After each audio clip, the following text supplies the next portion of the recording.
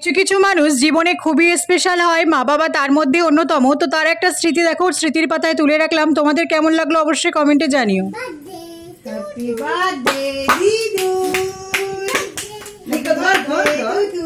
ধর আমার হাতে ধরো, হাত ধরো, হাত ধরো দিদু, হাত ধরো। বলো হ্যাপি বার্থডে টু দিদু। দিদা বলো হ্যাপি বার্থডে দিদু। হ্যাপি বার্থডে দিদু। হয়েছে। দিদুকে একটু খাইয়ে দাও না, খাইয়ে দাও দিদুকে।